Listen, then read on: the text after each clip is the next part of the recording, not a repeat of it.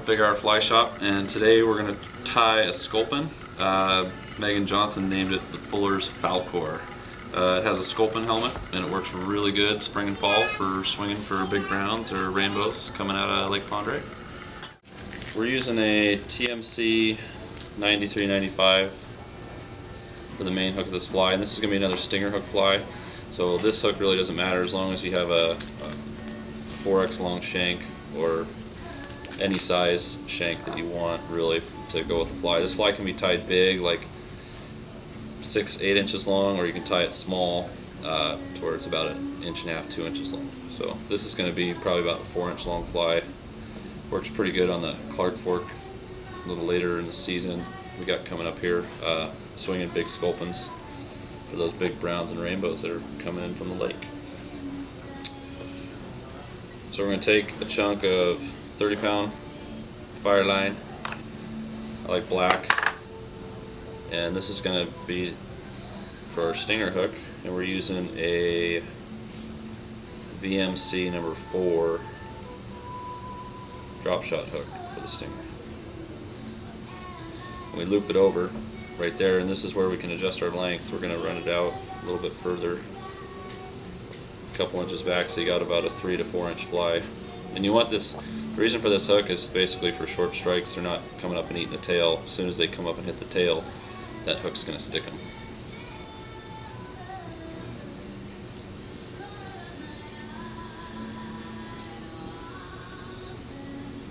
So put a nice layer of wraps forward, and then we're going to fold it back and go back.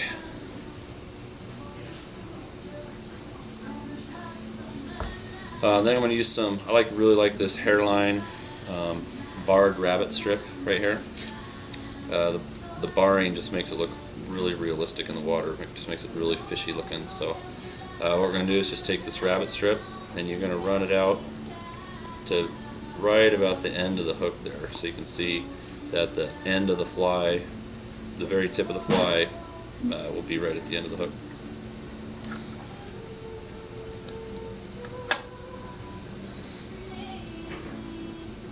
And then when I put this rabbit strip on, I lay it on top of the hook, and I like to kind of wrap the hide around the hook. This will just help seat it better so it stays on top of the fly.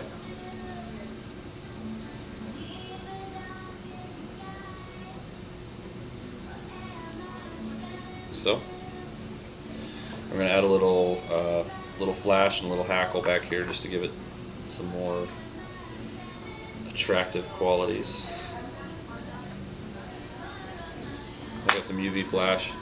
This stuff kind of looks orange right now. When it gets in the water, it's just really purpley orange red. Looks really good in the water with this fly. So I do just do a soft wrap. And then you can kind of spread it out around this rabbit, and then do a couple hard wraps, and it's secured. Alright, now we're going to grab, I got a couple pieces of pretty thin hackle here. This stuff, you know, it's just a dry fly hackle for size 18 or size 20. I like running it about the same length as the rabbit tail. It just adds a little bit more movement in the water. Do one on each side.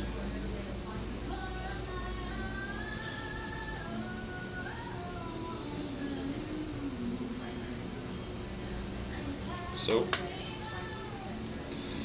now what we're going to do here is we're going to take this same rabbit color that we use, and this is where it can vary. You can run a solid color, you can run more barred, or you can even run a darker olive, lighter olive.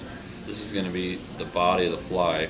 So this fly will have a profile in the water, has a really skinny tail, and then it's going to be bulky up here, so it actually is going to have sort of V shape in the water. It looks a lot like a Sculpin.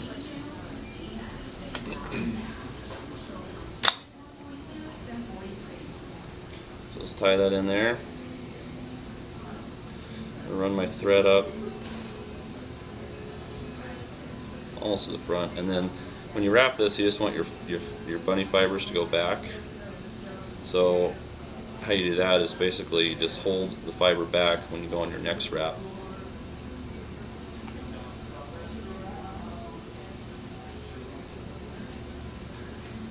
And you can use crosscut here. I like to use standard bunny just because it sticks out more in the water.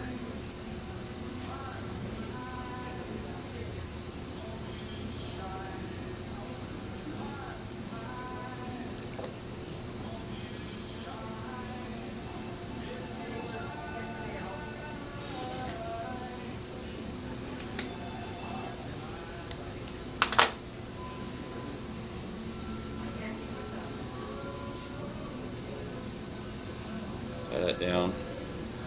And then now we're going to add, I like to add little pectoral fins here, and I like to use guinea. You can use anything, mallard flank, wood duck, whatever you want, but I just think this makes the fly pop really nice in the water. So for this I try to find two that are fairly identical in size.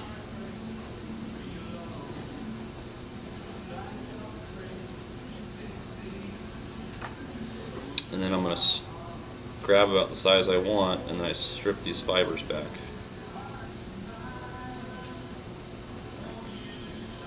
So, and then when I lay this, you can see this has a natural curve to it.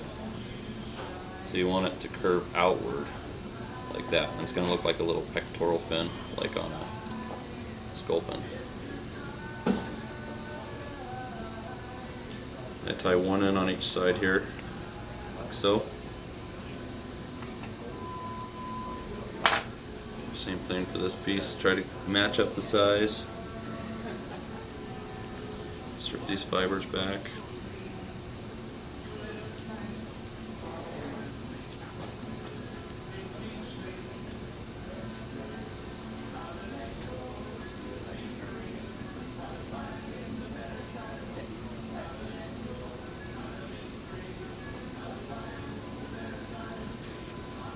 Just like that.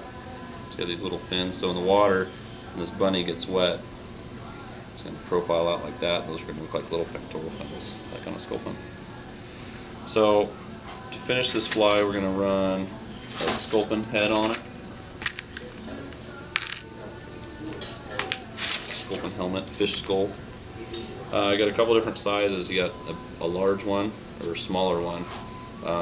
Kind of can determine what size, how much weight you want to throw. And with a fly this size, you can really do either one. And I'm going to go ahead and run the smaller one this time. And then I'm going to seat this back a little bit because this is actually going to be a flesh-eating sculpin. I just like to put a little dabble of white bunny right there so it looks like the sculpin's got something in his mouth. So we're going to bring our thread forward. And here, I'm just going to finish it off real quick. And I'll put the thread back on to get the flesh in for the other bunny. So I'm going to run just a little bit of head cement. You can use super glue. I looked up at the top. Slide that skull on.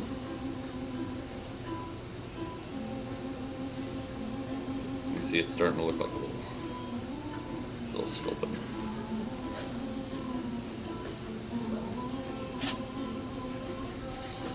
Okay, so that'll dry, and then I'm going to run this thread back on the front again.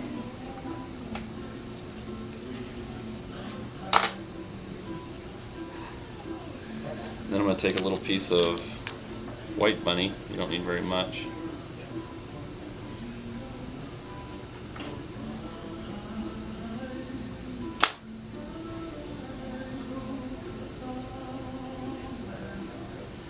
So I'm going to put it right on the bottom side of this.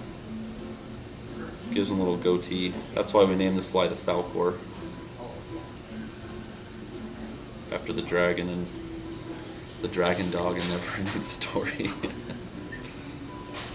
Megan Johnson actually came up with that name. It's a good name.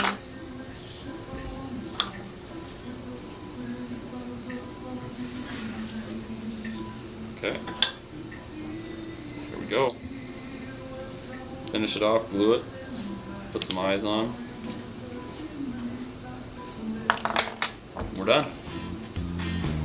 The Falcor.